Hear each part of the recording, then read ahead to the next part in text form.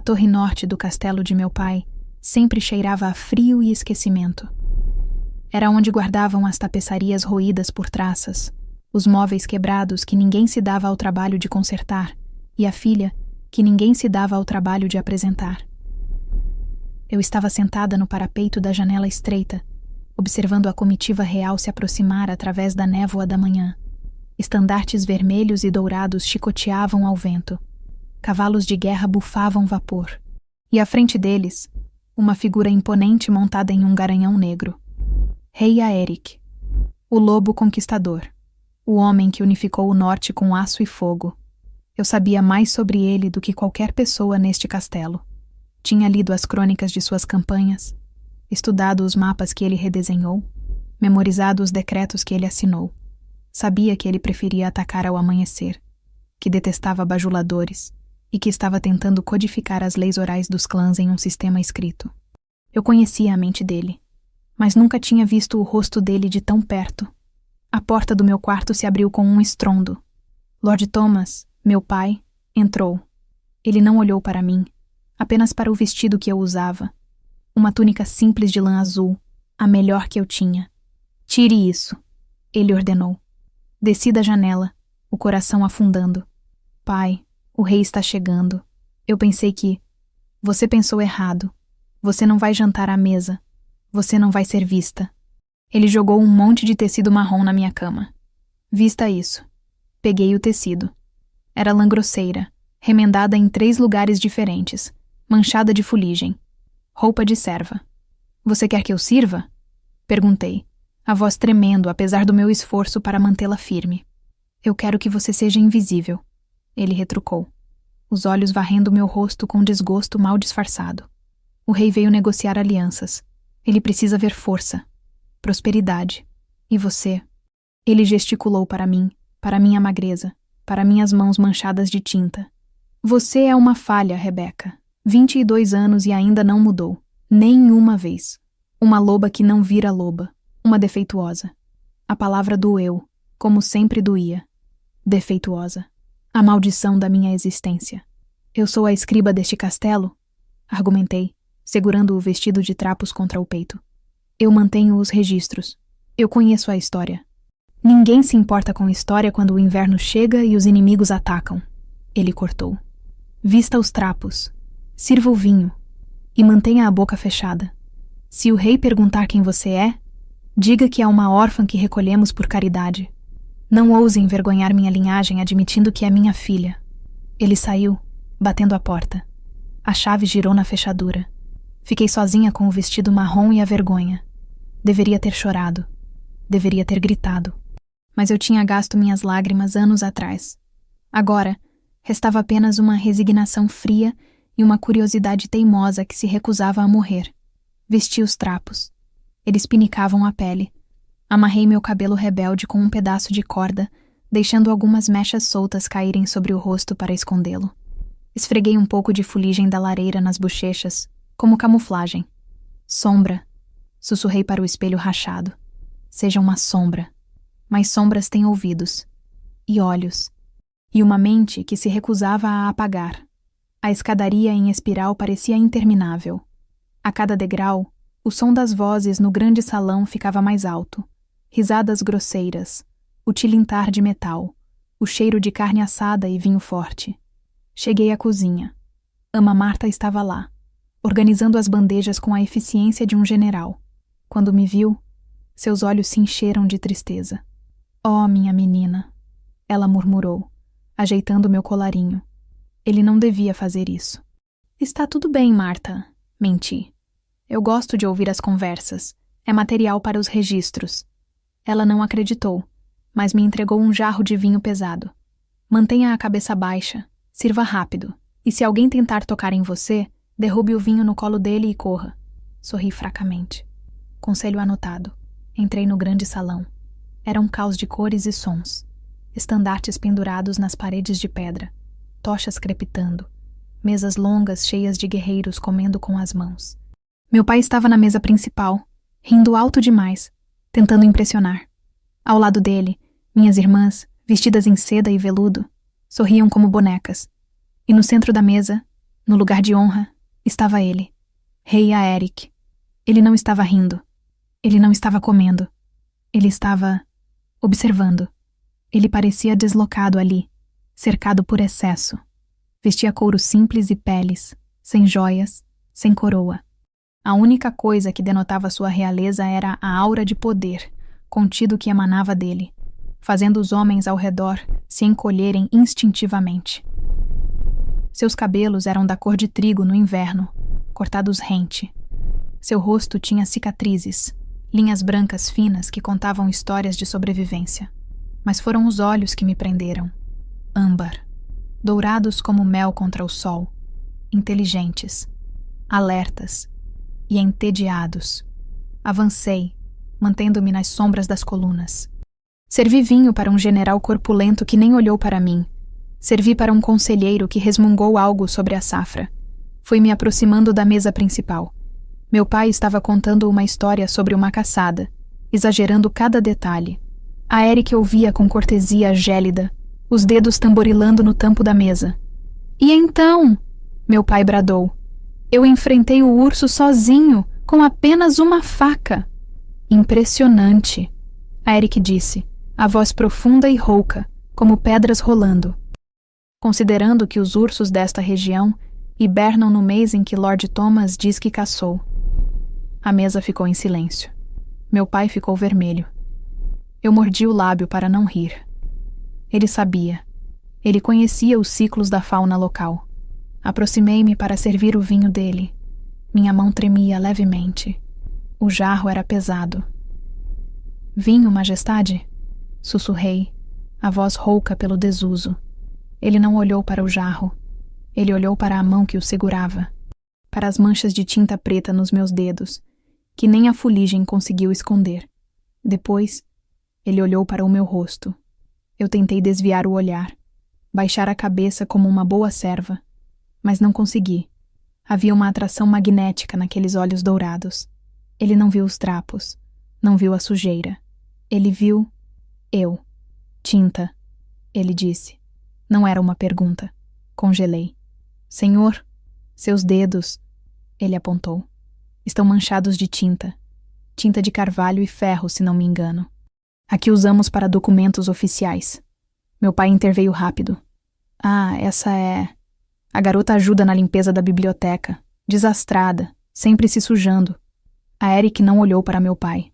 Ele continuou me encarando. Você limpa livros? Eu cuido deles. Respondi, esquecendo a ordem de silêncio. Os livros não gostam de poeira. E o pergaminho precisa respirar. Uma sobrancelha se ergueu. Os livros têm preferências? Tem, disse, a paixão superando o medo. Eles contam histórias diferentes dependendo de quem os lê, ou de quem os ignora. Senti o olhar furioso do meu pai queimando na minha nuca. Mas Eric sorriu. Um sorriso pequeno, quase imperceptível, que suavizou as linhas duras do seu rosto. Eu concordo, ele disse. Qual é o seu nome, garota da tinta? Rebeca, respondi. Rebeca, ele repetiu, testando o nome. Não é nome de serva. É nome de quem espera, murmurei, mas para mim mesma. Ele inclinou a cabeça, como um lobo ouvindo um som distante na floresta. O que você espera? Que alguém leia a história certa. O silêncio entre nós se esticou, carregado, ignorando o salão barulhento ao redor. Por um momento, não havia pai, não havia trapos, não havia rei. Havia apenas duas mentes se reconhecendo no meio do ruído. Sirva o vinho, Rebeca, ele disse suavemente. E não vá longe. Tenho a sensação de que há mais tinta nessas mãos do que limpeza. Servi o vinho. O líquido vermelho escuro girou na taça de prata. Afastei-me, voltando para as sombras, mas senti o olhar dele nas minhas costas. Um peso físico, um calor. Meu pai me lançou um olhar que prometia punição mais tarde, mas eu não me importei. O rei me viu, não a serva, não a defeituosa, a garota da tinta. E pela primeira vez em anos, meu coração, que eu achava estar trancado em uma torre tão alta quanto meu corpo, bateu com um ritmo novo, um ritmo de esperança. A noite avançou e o ar no grande salão tornou-se espesso com fumaça e vinho. Guerreiros contavam bravatas, damas riam atrás de leques, e meu pai continuava sua campanha de autopromoção, alheio ao tédio evidente do rei. Eu permaneci nas sombras, reabastecendo taças, invisível novamente, exceto quando passava perto da mesa principal. Cada vez que me aproximava, sentia o olhar de Eric. Não era predatório, como o dos outros homens que olhavam para as servas. Era analítico, como se eu fosse um enigma que ele estivesse tentando decifrar. Em uma das voltas, ouvi meu pai falar sobre a fronteira norte. Os clãs da montanha são selvagens, ele dizia, gesticulando com um osso de frango. Não entendem razão. A única linguagem que falam é a da espada. Devemos aumentar as patrulhas, construir muralhas mais altas. Muralhas. A Eric repetiu, girando a taça. Muralhas custam ouro e tempo, e isolam tanto quanto protegem. Mas a peste dos lobos, um general interveio, batendo o punho na mesa. A história diz que eles trouxeram a doença, 100 anos atrás. Dizimou nossos rebanhos. Se não os contivermos, trarão de novo. Eu parei. O jarro de vinho ficou pesado na minha mão. Isso estava errado. Historicamente, factualmente errado. Meu pai assentiu. Exatamente. A peste dos lobos. Uma maldição trazida pelos bárbaros. Não consegui me conter. As palavras borbulharam na minha garganta, empurradas pela indignação acadêmica que sempre foi mais forte que meu senso de autopreservação. Não foi a peste dos lobos, eu disse. Minha voz não foi alta, mas cortou a conversa como uma faca. A mesa ficou em silêncio. Meu pai se virou, o rosto passando de vermelho para roxo. O que você disse, serva? Engoli seco. Todos olhavam, mas os olhos de Eric estavam fixos em mim, brilhando com interesse. A doença de 100 anos atrás, repeti, firmando a voz. Não foi a peste dos lobos. Foi a febre do centeio, causada por um fungo nos grãos armazenados incorretamente durante o inverno úmido de 1342. Os lobos da montanha morreram tanto quanto o gado do vale. Eles não trouxeram a doença. Eles foram vítimas dela. O general bufou. E quem é você para corrigir um general do rei, garota dos trapos? Uma lavadeira que ouviu fofocas? Eu li, respondi, erguendo o queixo. Nos arquivos de St. Jude. O diário do mestre herborista da época descreve os sintomas: convulsões, alucinações, necrose das extremidades. Sintomas clássicos de ergotismo, não de contágio animal. E os registros de comércio mostram que a epidemia começou após a chegada de uma carga de grãos do sul, não de uma invasão do norte. O silêncio agora era absoluto. Meu pai parecia prestes a explodir. Saia, ele sibilou. Saia agora antes que eu... Deixe-a. A voz de Eric trovejou. Ele não olhava para meu pai. Olhava para mim. Ergotismo. Interessante. Poucos conhecem esse termo fora da cidadela dos médicos. Poucos leem os textos antigos. Respondi. Preferem lendas que justificam o ódio. A Eric sorriu. Um sorriso verdadeiro, que mostrou dentes brancos e afiados. E você prefere a verdade, mesmo que ela seja impopular. A verdade não precisa ser popular, majestade. Ela só precisa ser verdade. Sente-se, ele ordenou, apontando para uma cadeira vazia ao lado de um conselheiro chocado. Majestade, ela é uma serva, meu pai começou. Ela é a pessoa mais inteligente nesta sala. A Eric cortou. E eu estou cansado de ouvir tolos. Sente-se, Rebecca. Sentei-me. O vestido de trapos contrastava violentamente com a madeira polida da cadeira. Meus dedos sujos de tinta repousavam sobre a toalha de linho branco. Eu era uma mancha na pintura perfeita da corte. Mas a Eric não via a mancha. Ele se inclinou para a frente. Fale-me sobre os tratados de inverno, ele pediu. Meu conselho diz que eles expiraram. O que dizem os seus livros? E assim começou. O jantar virou um debate. Esqueci o medo. Esqueci meu pai. Esqueci os trapos. Falei sobre história, sobre leis antigas, sobre geografia. Corrigi datas. Citei parágrafos inteiros de memória. A Eric desafiava cada ponto, não para me humilhar, mas para testar, para ver se eu aguentava. E eu aguentei. Era como uma dança de mentes. Ele atacava com lógica militar, eu defendia com precedentes históricos. Ele buscava a solução prática, eu oferecia a perspectiva ética.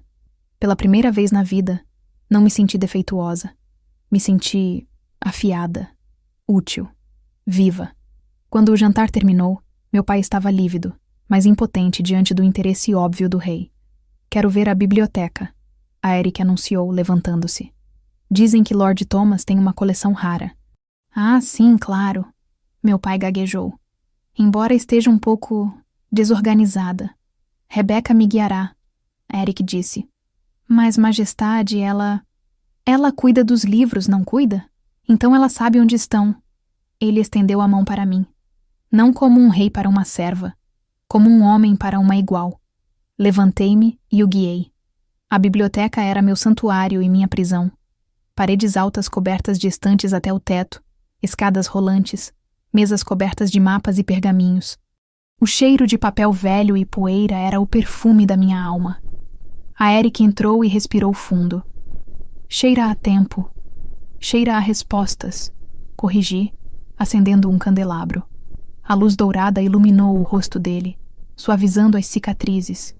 Ele caminhou pelas estantes, tocando as lombadas dos livros com reverência. Eu sempre quis ter tempo para isso, para ler tudo, mas a espada é uma amante ciumenta.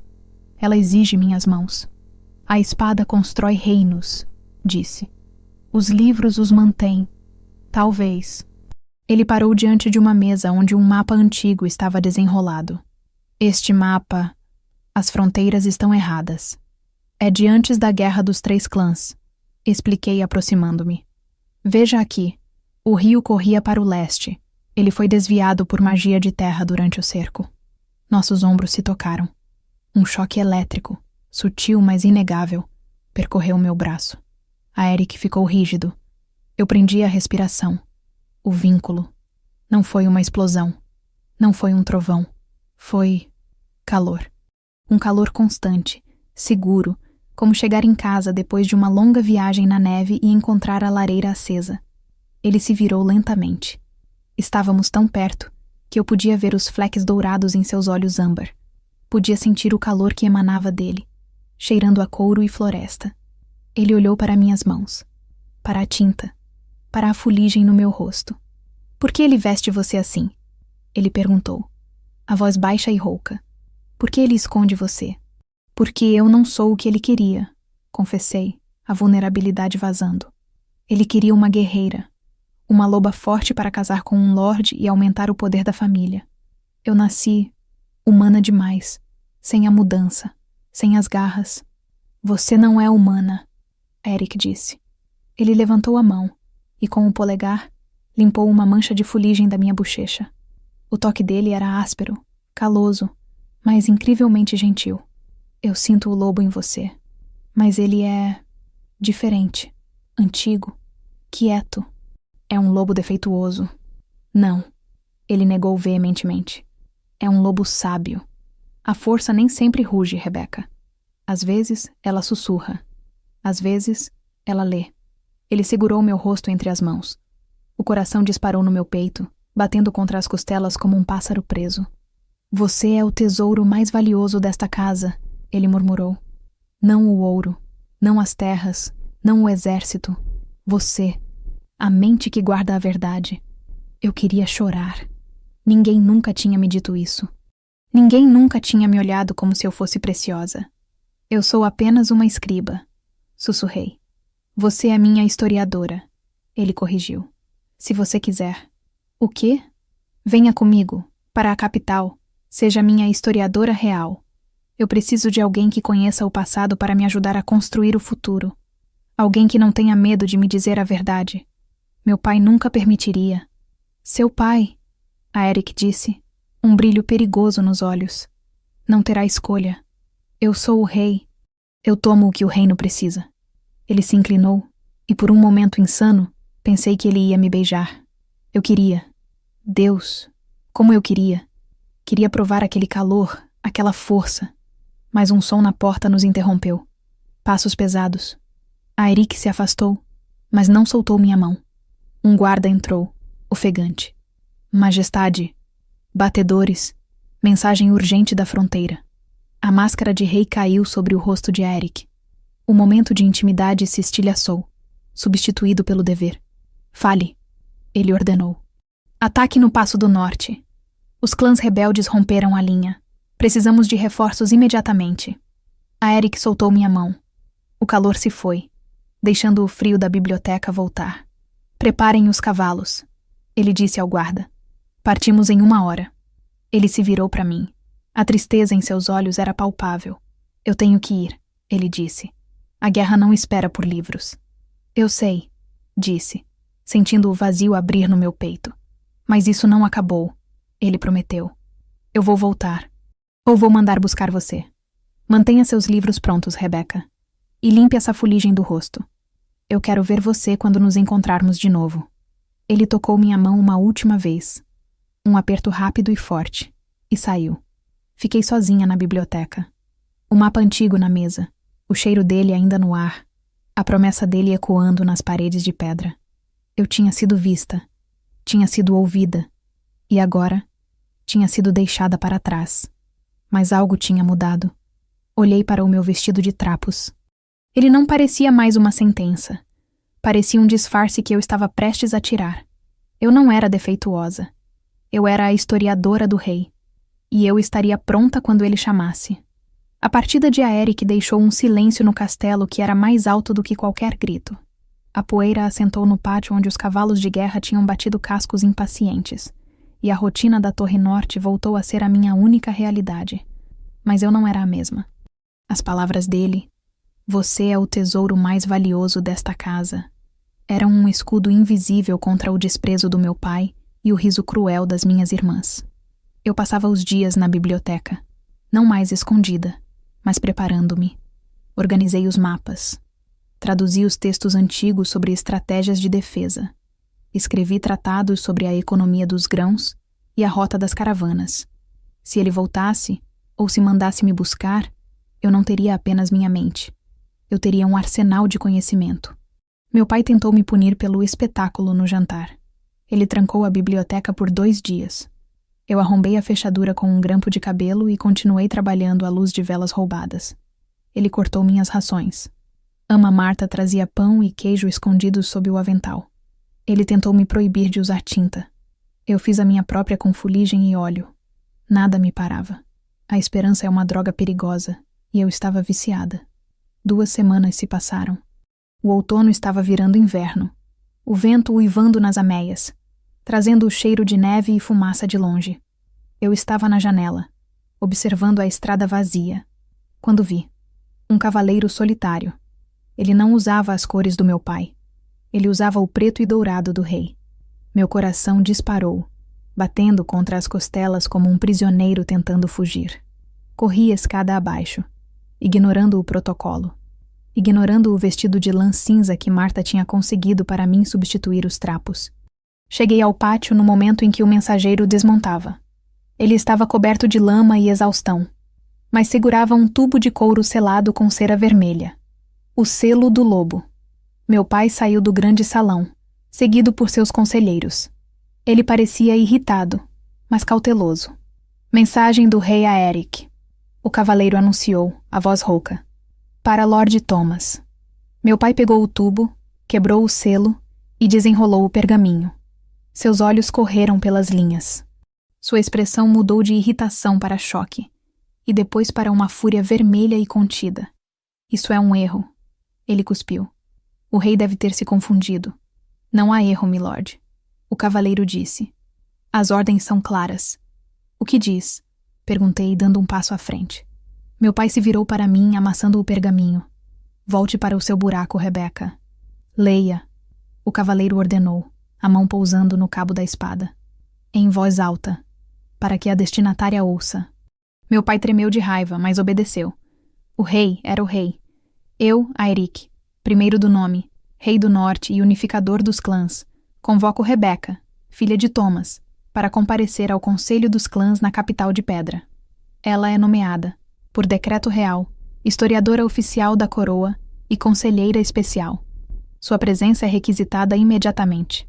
Qualquer obstrução à sua jornada será considerada traição. O pátio ficou em silêncio. Ama Marta, que espiava da porta da cozinha, levou as mãos à boca, os olhos brilhando. Historiadora real? Meu pai riu, um som feio e seco. Uma mulher? Uma defeituosa? O rei enlouqueceu na guerra. Ele quer humilhar minha casa levando-a inútil para a corte. O rei não está louco, o cavaleiro disse friamente. E ele espera que a senhorita Rebeca parta comigo ao amanhecer. Ela não tem roupas, meu pai argumentou. Não tem modos, não sabe montar. Ela vai envergonhar o norte. Ela tem uma mente, eu disse, minha voz clara no ar frio. E isso é tudo que o rei pediu. Meu pai avançou, o pergaminho amassado na mão como uma arma. Você não vai, eu proíbo. Diga que está doente, diga que morreu, eu não me importo. Se ela não estiver pronta ao amanhecer. O cavaleiro interveio. Eu tenho ordens para prender Lord Thomas e levá-lo acorrentado para explicar sua desobediência pessoalmente ao rei. Meu pai parou. O medo venceu o orgulho. Ele jogou o pergaminho no chão, cuspiu perto dos meus pés e virou as costas. Leve-a então, e que ela apodreça na capital. Não espere dote, não espere ajuda. Para mim, ela não é mais minha filha. Ele entrou no castelo, batendo as portas pesadas. Fiquei ali, o vento bagunçando meu cabelo, olhando para o pergaminho na lama. Eu tinha sido deserdada, expulsa, rejeitada pela única família que conhecia. E me senti leve. Ama Marta correu até mim, me abraçando forte. Minha menina valente, você vai ver o mundo. Eu vou, sussurrei, a realidade afundando. Mas, Marta, eu não tenho nada, nem um vestido decente. Temos a noite toda, ela disse, os olhos velhos faiscando de determinação. E eu guardei umas coisas da sua mãe. Passamos a noite acordadas.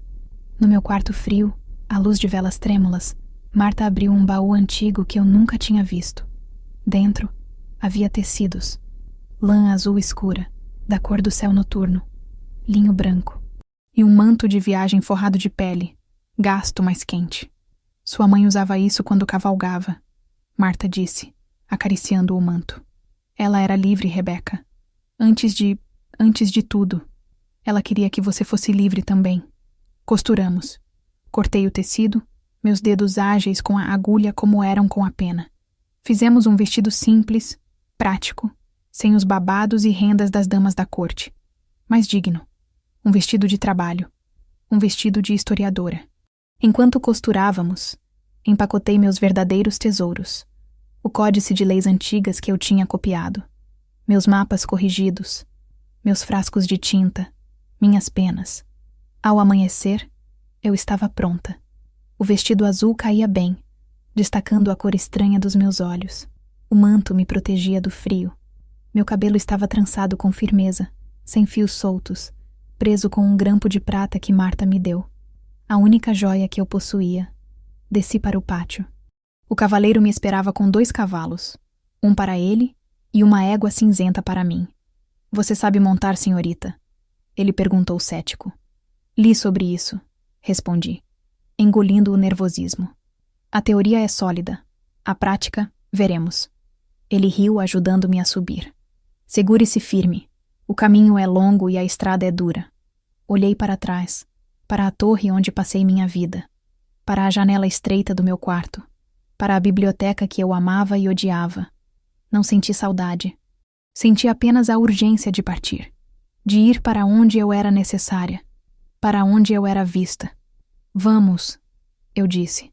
A viagem para a capital durou 5 dias. 5 dias de frio intenso, dormindo em estalagens precárias ou sob as estrelas quando não havia teto. 5 dias de dores musculares que eu nunca imaginei existirem, causadas pela sela e pelo trote constante. Mas também foram 5 dias de liberdade. Vi montanhas que só conhecia de mapas. Atravessei rios que eram apenas linhas de tinta azul. Vi vilas, florestas, campos de batalha antigos, onde a grama crescia mais verde sobre os ossos dos mortos. O mundo era vasto, assustador e lindo. O cavaleiro, cujo nome era Garrett, era silencioso, mas gentil. Ele me ensinou a fazer uma fogueira que não fumegava. Ensinou-me a identificar pegadas de lobos selvagens. E me contou sobre a capital. É uma cidade de pedra e barulho, ele disse. O rei vive na Fortaleza do Lobo, no topo da colina. É um lugar de guerreiros, senhorita. Eles não têm paciência para livros. O rei tem, eu disse. O rei é diferente, Garrett concordou. Ele vê o que os outros não veem. É por isso que o seguimos. No quinto dia, ao pôr do sol, avistamos a capital de pedra. Era imensa. Muralhas cinzentas que se estendiam por quilômetros. Torres que arranhavam o céu. Fumaça subindo de milhares de chaminés. O barulho chegava até nós antes mesmo de entrarmos. O clangor de metal, gritos, o mugido de gados, o som de uma cidade que nunca dormia. Entramos pelos portões principais. Os guardas saudaram Garrett e me olharam com curiosidade. Uma mulher a cavalo, vestida de azul, com as mãos manchadas de tinta e um olhar que devorava tudo. Subimos as ruas sinuosas em direção à fortaleza. A cada passo eu me sentia menor. O que eu estava fazendo aqui? Eu era uma garota da torre, acostumada ao silêncio. Aqui, tudo era grito e movimento. Chegamos ao pátio da fortaleza. Era cheio de soldados treinando, conselheiros discutindo, servos correndo. O cheiro de aço, cavalo e suor era avassalador. Historiadora real. Alguém zombou quando desmontei, minhas pernas tremendo de exaustão. O rei trouxe uma professora para nos ler histórias de ninar? Ignorei. Endireitei as costas, alisei meu vestido, peguei minha bolsa de livros. Onde ele está? Perguntei a Garrett. No salão do conselho. Ele apontou para as portas duplas de ferro e madeira. Eles estão reunidos desde amanhã. A guerra não vai bem. Não esperei. Não pedi permissão. Subi as escadas. Os guardas na porta cruzaram as lanças. Ninguém entra. Conselho de guerra em sessão. Eu tenho uma convocação real, eu disse, mostrando o pergaminho com o selo quebrado. E tenho informações que o rei precisa ouvir. Eles hesitaram. Olharam para o selo. Deixe-a passar. Uma voz trovejou de dentro. Era ele. As portas se abriram. O salão do conselho era cavernoso, iluminado por tochas e um mapa gigante pintado no chão de pedra. Ao redor do mapa estavam os senhores da guerra dos clãs. Homens gigantescos, cobertos de cicatrizes e peles, com machados e espadas. Eles se viraram para me olhar como se eu fosse um inseto que acabou de voar para dentro da cova dos leões. E na cabeceira do mapa estava a Eric. Ele parecia cansado. Havia novas linhas em seu rosto, uma bandagem em seu braço esquerdo. Mas quando me viu, os olhos âmbar se acenderam. O cansaço desapareceu por um segundo, substituído por aquele calor, aquela conexão que eu senti na biblioteca. Rebecca, ele disse. Eu caminhei até a borda do mapa. Senti os olhares de desprezo dos lordes. Senti o medo tentar fechar minha garganta. Mas então olhei para Eric. Ele não estava me olhando como uma serva. Ele estava me olhando como a peça que faltava no quebra-cabeça. Você veio, ele disse suavemente. Você chamou, respondi. E eu trouxe os livros. Um lorde riu. Livros? Estamos discutindo como esmagar a rebelião do sul, garota. Seus livros podem parar flechas? Virei-me para ele. Não, mas podem impedir que elas sejam disparadas. A Eric sorriu. O sorriso do lobo que encontrou sua companheira de caça. Senhores, ele anunciou, sua voz preenchendo o salão. Apresento-lhes a historiadora real e sugiro que vocês escutem, porque ela sabe mais sobre como vencer esta guerra do que todos nós juntos. O desafio estava lançado, e eu estava pronta. O silêncio no salão do conselho era denso, pesado como a armadura que os lordes vestiam. 12 pares de olhos, endurecidos por anos de sangue e conquista, me avaliavam. Eu via o desprezo neles, claro como água. Para eles, eu era uma intrusa. Uma mulher. Uma defeituosa que não sabia segurar uma espada. Mas eu não precisava de uma espada. Eu tinha algo mais afiado. Caminhei até o mapa gigante pintado no chão. Meus passos ecoavam no silêncio. Parei na fronteira sul, onde os marcadores vermelhos indicavam os exércitos inimigos. A rebelião do sul não é sobre território. Comecei, minha voz tremendo levemente antes de encontrar seu ritmo. É sobre sal. Um dos lordes, Um gigante com barba trançada chamado Kael bufou. Sal. Eles estão queimando vilas, menina. Eles querem nossas cabeças, não nosso tempero. Eles queimam vilas porque estão desesperados, corrigi, olhando diretamente para ele. O Tratado de Solstício, assinado há 50 anos, garantia ao Sul acesso às minas de sal do leste em troca de madeira. Mas há 3 anos, o Lorde do Leste rompeu o tratado e triplicou o imposto. Kael franziu a testa. Isso é assunto de mercadores. Estamos falando de guerra. Guerra é comércio por outros meios. Respondi, citando um tratado antigo. Sem sal, eles não podem conservar a carne para o inverno. Seus rebanhos morrem. Suas crianças passam fome. Um homem faminto não luta por honra, Lord Kael. Ele luta por sobrevivência. E não há inimigo mais perigoso do que aquele que não tem nada a perder. A Eric estava me observando, imóvel. Ele não interferiu. Ele estava me deixando lutar minha própria batalha. E qual é a sua solução, historiadora? Ele perguntou, a voz neutra, mas com um brilho de desafio nos olhos. Devemos enviar sal e pedir desculpas? Não, disse. Devemos oferecer um novo tratado, um que ignore o Lorde do Leste.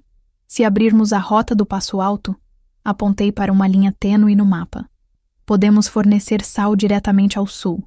Em troca, eles nos dão madeira para reconstruir a frota naval que perdemos na última tempestade. O Passo Alto é intransitável, outro lorde argumentou, cheio de deslizamentos. Era intransitável há 100 anos, rebati, tirando um pergaminho da minha bolsa. Mas os registros dos batedores de Minas de 1280 mostram que uma antiga estrada anã passa por baixo da montanha, segura, seca, e larga o suficiente para carroças. Estendi o mapa antigo sobre o mapa de guerra. As linhas coincidiam perfeitamente. O Lorde se calou, olhando para o mapa com incredulidade. Você propõe uma aliança comercial, Eric disse lentamente, para parar uma invasão militar. Proponho tirar a arma da mão deles, disse. Se dermos o que eles precisam para sobreviver, o exército deles se dissolverá. Os soldados voltarão para casa para salgar a carne e alimentar suas famílias. O líder rebelde ficará sem seguidores. Kael cruzou os braços. Isso é covardia. O caminho do lobo é o ataque. O caminho do lobo é a sobrevivência da alcateia. Disparei de volta. Se atacarmos, perderemos homens, muitos homens. E mesmo se vencermos, teremos um vizinho faminto e vingativo na fronteira, esperando a próxima chance para nos morder. Se fizermos comércio, teremos um parceiro. E madeira para navios. Olhei ao redor da mesa. A história mostra que impérios caem não por falta de força, mas por excesso de inimigos. Roma caiu. Valíria caiu. O norte não precisa cair. O silêncio voltou, mas agora era diferente. Era pensativo. A Eric se levantou. Ele caminhou até mim, parando ao meu lado no mapa. Ele olhou para a linha da estrada anã. Depois, olhou para mim.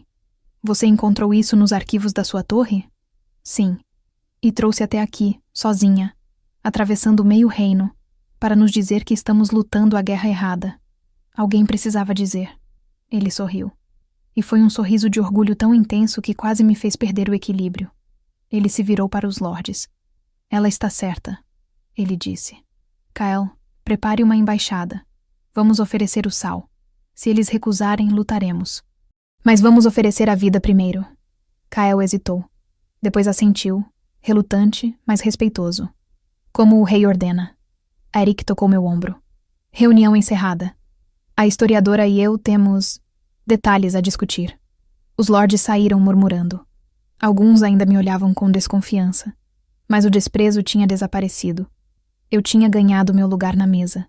Quando as portas se fecharam, a Eric soltou o ar que parecia estar segurando há horas. Ele se virou para mim e, num movimento impulsivo, pegou minhas mãos manchadas de tinta. Você foi brilhante, ele disse. Eu estava apavorada. Admiti, as pernas finalmente tremendo. Não pareceu. Ele puxou minhas mãos para os lábios, beijando os nós dos dedos. O toque da barba dele na minha pele enviou choques elétricos pelo meu corpo. Você mudou o curso da guerra com um mapa velho e um pouco de lógica. Isso é mais poder do que qualquer espada nesta sala. Eles ainda acham que sou uma defeituosa. Deixe que achem. A subestimação é uma vantagem tática. Ele me puxou para mais perto. O cheiro dele, pinho, suor, couro, me envolveu. Mas eu sei a verdade. Você não é defeituosa, Rebecca. Você é outra coisa. O que eu sou? Sussurrei, olhando para cima, para os olhos dourados dele. Você é a minha bússola, ele disse. E eu estava perdido sem você. Ele se inclinou. Nossos rostos estavam a centímetros de distância. Eu podia sentir o calor da respiração dele. O desejo dele. Era palpável, pesado, real. Mas então, um som. Um grito abafado do lado de fora. A Eric se afastou instantaneamente, a mão indo para o punho da adaga no cinto. Fique aqui. Ele foi até a porta lateral, que dava para os jardins privados. Abriu-a com cautela. Não havia ninguém. Apenas o vento noturno balançando as roseiras. Nada, ele disse voltando. Mas a tensão não saiu de seus ombros. Há muitos aqui que não gostaram do que você disse hoje. O Lorde do Leste tem espiões, e o clã conservador. Eles odeiam mudanças. Eu sei, disse. Sinto olhares. Vou colocar guardas na sua porta, dia e noite. Eu não preciso de babás, Eric. Não são babás. São cães de guarda. E você é preciosa demais para ser deixada desprotegida. Ele voltou para mim, tocando meu rosto. Eles vão tentar te tirar de mim. Vão dizer que você me enfraquece. Que uma mulher que não muda de forma não pode estar ao lado de um alfa. E o que você vai dizer a eles? Que eles são cegos. Ele respondeu ferozmente. E que se tocarem em você, perderão as mãos. Ele me levou até meus aposentos, uma suíte de pedra na Torre Leste, cheia de livros que ele mandou trazer. Descanse, ele disse na porta. Amanhã começamos a planejar a paz. Boa noite, meu rei, disse. Boa noite, minha historiadora, ele respondeu. Fechei a porta e me encostei nela, o coração acelerado. Eu estava no centro do poder, no centro do perigo, e no centro do coração do rei. Mas naquela noite, o sono não veio fácil. Eu sentia algo no ar, uma estática, um aviso. Minha pele formigava, não de frio, mas de uma energia estranha que parecia vir de dentro dos meus ossos. Olhei para o espelho. Meus olhos cinzentos pareciam mais claros, quase prateados. O que está acontecendo comigo? Sussurrei. A resposta viria mais cedo do que eu imaginava. 2 dias depois, a embaixada partiu para o sul com as propostas de paz. O clima no castelo estava tenso, mas esperançoso. Eu passava os dias na biblioteca real, traduzindo documentos, e as noites jantando com a Eric, discutindo o futuro. Estava no jardim, colhendo sálvia para um chá, quando aconteceu. Era o crepúsculo, a hora cinzenta. Os guardas estavam trocando de turno. Houve uma brecha de segundos. Senti uma mão na minha boca. Um pano com cheiro adocicado. Clorofórmio. Tentei gritar, morder, lutar. Mas os braços que me seguravam eram fortes demais. Eram 2, 3 homens. Arrastaram-me para as sombras das sebes altas. Quieta, defeituosa. Uma voz sussurrou no meu ouvido. Reconheci o sotaque. Clã do Oeste, os conservadores. O rei está enfeitiçado por você, outro disse. Vamos quebrar o feitiço. Eles me arrastaram para uma passagem secreta na muralha, longe dos olhares, um beco sem saída de pedra fria. Me jogaram no chão. O líder, um homem com uma cicatriz no queixo, sacou uma faca. Não vamos te matar, ele disse sorrindo cruelmente. Só vamos marcar você, deixar claro que você não pertence aqui. E depois, vamos te mandar de volta para o seu pai, quebrada o suficiente para que o rei não te queira mais. O medo me paralisou. Não o medo da morte, mas o medo da dor, da humilhação, de ser reduzida a nada de novo. Por favor, sussurrei. Vocês não precisam fazer isso. Precisamos, ele disse avançando. A pureza da linhagem deve ser mantida. Ele levantou a faca. E algo dentro de mim estalou. Não foi um osso. Não foi a mente. Foi a alma. Senti aquela energia estática, aquela que me mantinha acordada, explodir. Não era medo. Era raiva. Uma raiva antiga, profunda, ancestral. A raiva de todas as mulheres da minha linhagem que foram chamadas de defeituosas, de inúteis, de fracas. Eu não conseguia mudar de forma. Meus ossos não se quebravam para virar lobo. Mas minha alma sim.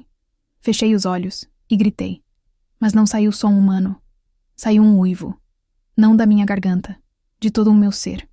Abri os olhos. O beco estava iluminado. Não por tochas, por mim. Uma luz prateada, cegante, emanava da minha pele. E ao meu redor, a luz tomou forma. Não era fumaça, era espírito. Uma loba gigante, translúcida, feita de luz estelar e fúria. Ela se erguia sobre mim, 3 metros de altura. Dentes de luz, olhos de pura energia branca. Os homens recuaram, gritando, cobrindo os olhos. "O que é isso?" O líder gritou, a faca caindo de sua mão trêmula. "Bruxaria!" "Não", disse, e minha voz ecoava, dupla, humana e loba. Linhagem. A loba espiritual rugiu. O som não era físico, era psíquico. Atravessou a mente deles, trazendo à tona cada medo primitivo que eles tinham. O medo de ser caçado, o medo do escuro, o medo de Deus. Eles caíram de joelhos, chorando, urinando-se de terror puro. Não conseguiam se mover, estavam paralisados pela presença da vidente. Eu me levantei. A loba se moveu comigo, minha guardiã, minha outra metade. Eu não precisava mudar meu corpo para ser loba. Eu era o espírito do lobo. "Quem é defeituosa agora?" perguntei, olhando para eles de cima. Passos correndo, aço batendo em pedra. A Eric apareceu na entrada do beco, espada em punho, seguido por Kyle e a guarda real. Ele tinha ouvido o uivo psíquico. Ele tinha sentido. Ele parou. Viu os homens no chão, destruídos pelo medo. Viu a loba gigante de luz pairando sobre mim. Viu meus olhos prateados. Ele não teve medo. Ele baixou a espada. Ele caminhou até mim, atravessando a luz como se fosse água morna. A loba espiritual baixou a cabeça para ele, reconhecendo o alfa. "Rebeca", ele sussurrou, tocando meu rosto. A luz não o queimou. Ela o acariciou. "Eu não sou defeituosa", disse. As lágrimas finalmente caindo. A luz começando a diminuir até se recolher para dentro de mim novamente. "Não", ele disse, me pegando nos braços enquanto minhas pernas cediam. "Você é uma vidente, uma sacerdotisa da lua, a linhagem perdida." Ele olhou para os homens no chão, depois para Kyle, que estava de boca aberta. "Levem-nos", a Eric ordenou, a voz fria. "E espalhem a notícia. A historiadora não é apenas uma sábia. Ela é a voz da deusa." Ele me carregou para fora do beco, através dos jardins, para a segurança do castelo. Eu encostei a cabeça no peito dele, ouvindo o coração forte bater. Eu não era mais a garota dos trapos. Não era mais a escriba invisível. Eu era a vidente.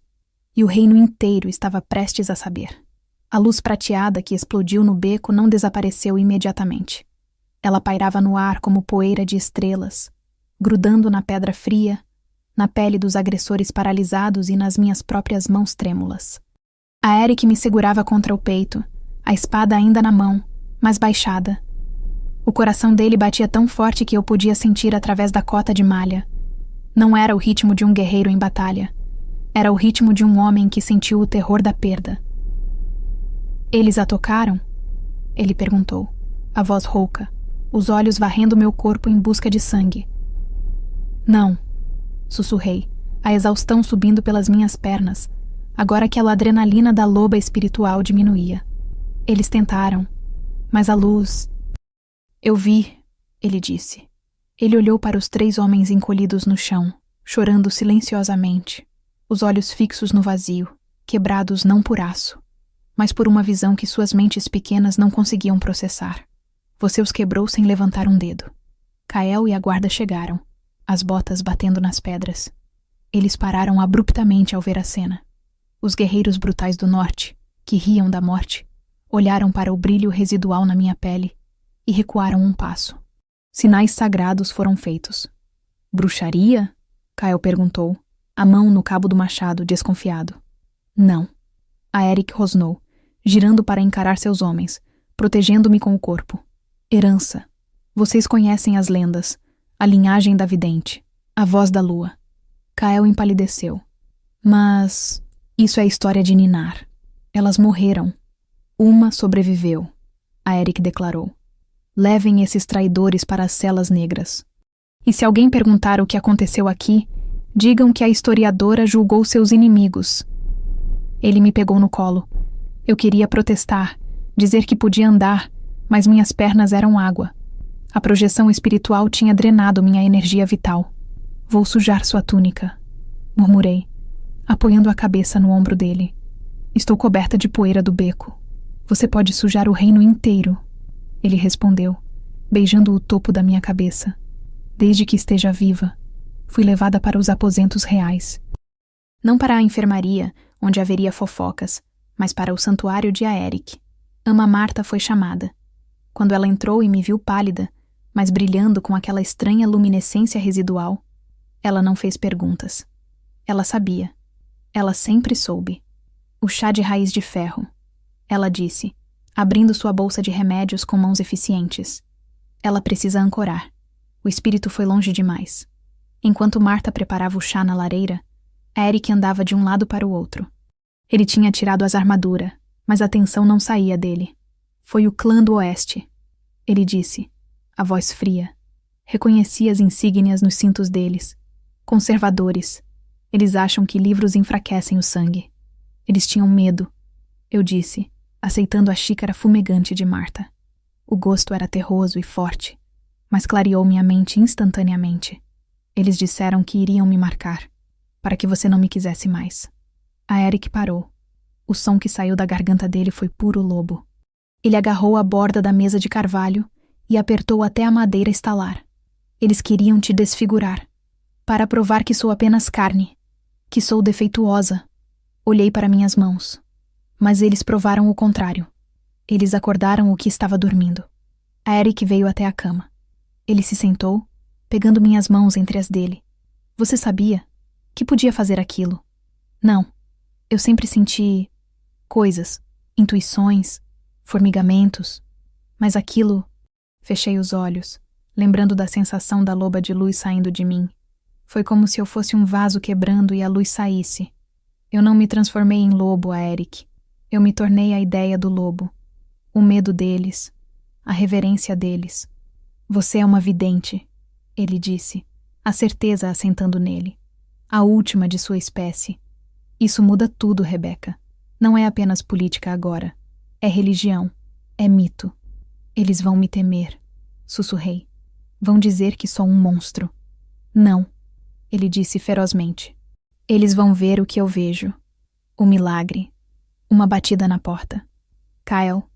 Ele entrou sem a arrogância habitual. Ele segurava o elmo nas mãos, olhando para o chão. Majestade, os prisioneiros, eles estão falando, mas não fazem sentido. Falam de olhos de estrela, de uma deusa que os julgou. Eles confessaram quem mandou? A Eric perguntou. Lord Gareth do Oeste. Ele pagou para remover o obstáculo. A Eric se levantou. Traga a cabeça de Gareth. Não, eu disse. Os dois homens olharam para mim. Eu ainda estava na cama, fraca, vestida com uma camisola simples, mas minha voz encheu o quarto. Se matarmos Gareth agora, ele vira mártir para os conservadores. Eles dirão que o rei está matando lordes por causa de uma bruxa. Ele tentou mutilar você, a Eric argumentou, e falhou. E agora o mundo sabe que falhou, porque algo maior me protegeu. Tentei me sentar. Marta colocou um travesseiro nas minhas costas. Use isso, Eric. Não use a espada. Use a lenda. Como? Amanhã. Convoque a corte. O julgamento público. Não deixe que sejam rumores. Deixe que eles vejam. Se eu sou uma vidente, então minha palavra é sagrada, não é? Pela lei antiga? Kael assentiu lentamente. As videntes eram juízas. Ninguém podia questionar uma sentença dada por uma boca da lua. Então eu julgarei Gareth, eu disse.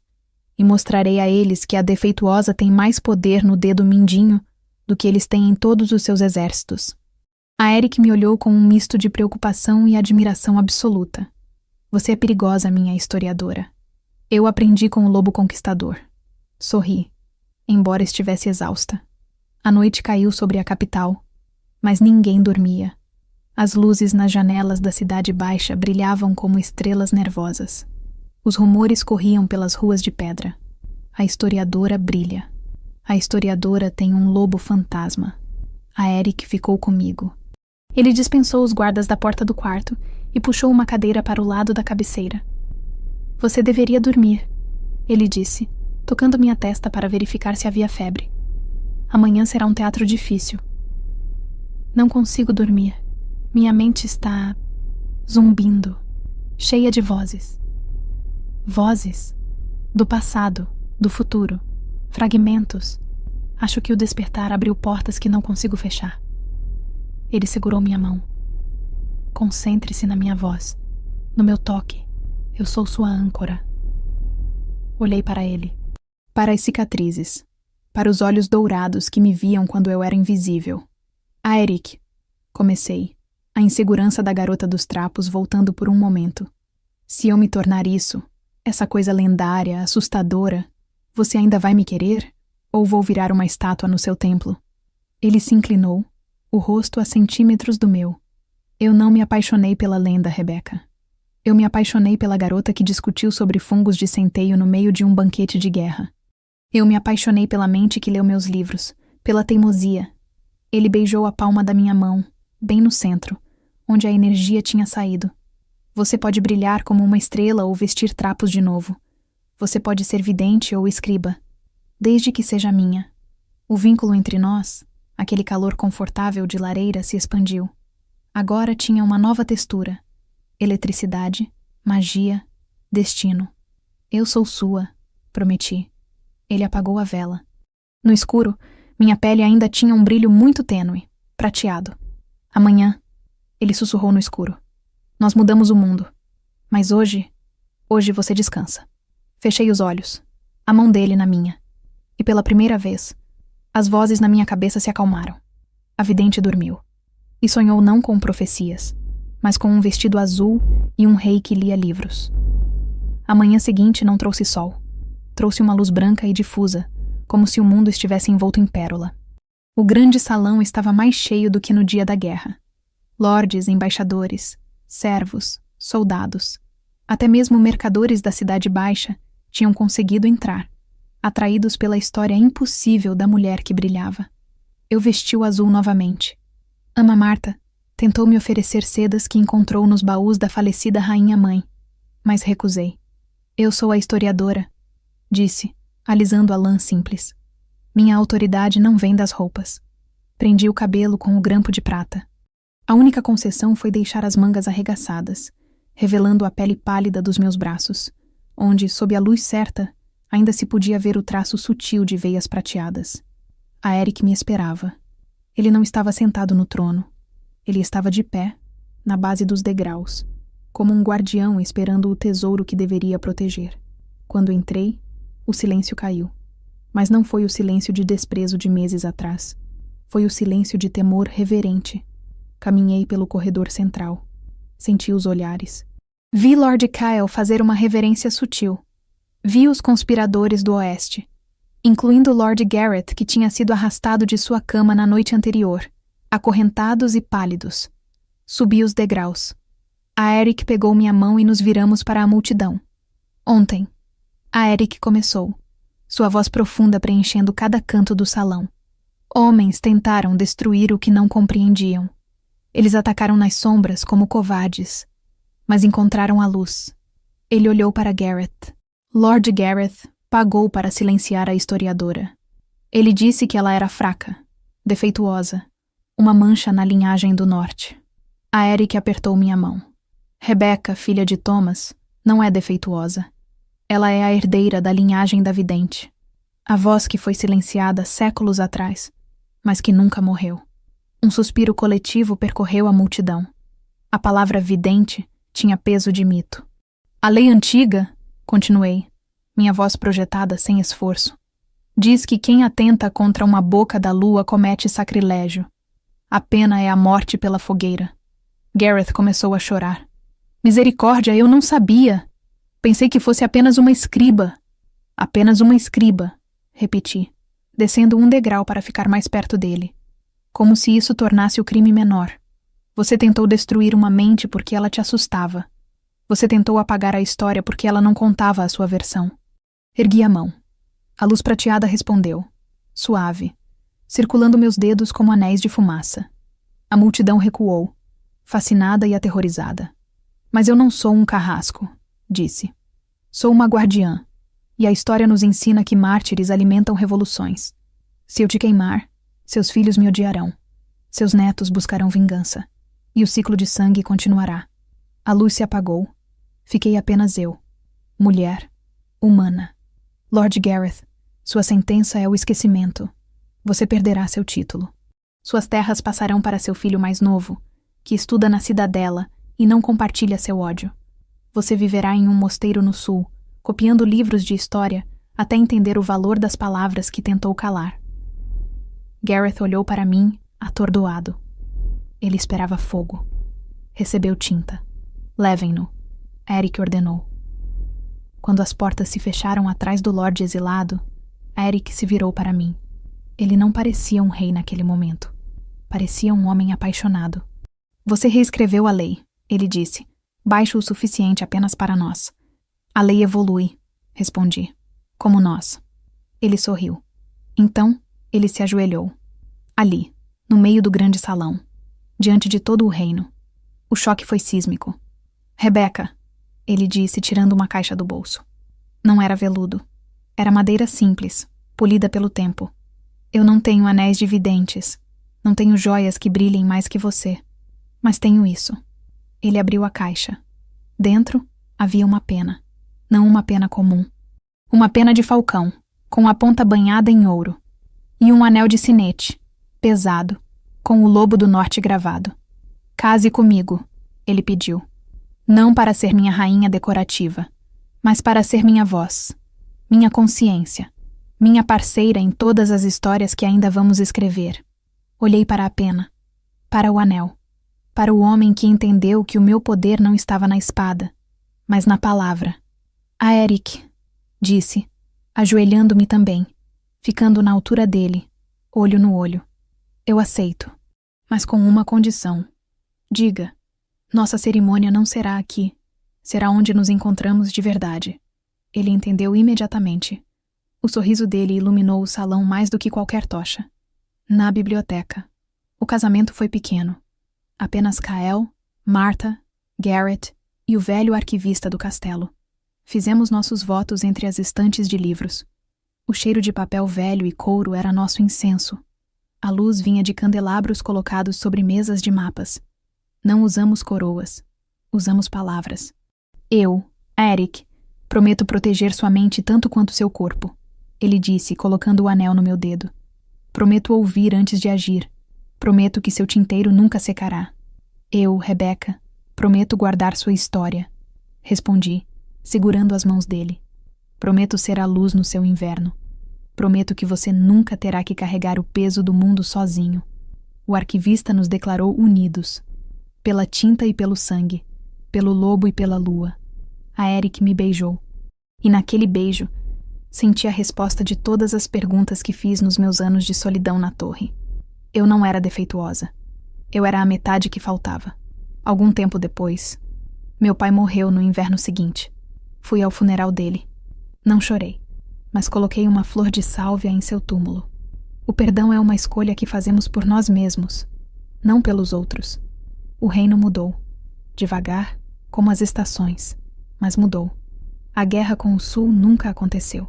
Nossos navios, construídos com madeira doada, agora navegam mares que só conhecíamos em mapas. A Eric e eu governamos juntos. Ele traz a ordem. Eu trago o sentido. Ele constrói as muralhas. Eu construo as escolas. E nas noites longas de inverno, quando o vento uiva lá fora, nós nos sentamos na biblioteca. Ele lê para mim. E eu escrevo. Escrevo sobre a menina dos trapos que se tornou vidente. Sobre o rei que aprendeu a amar livros.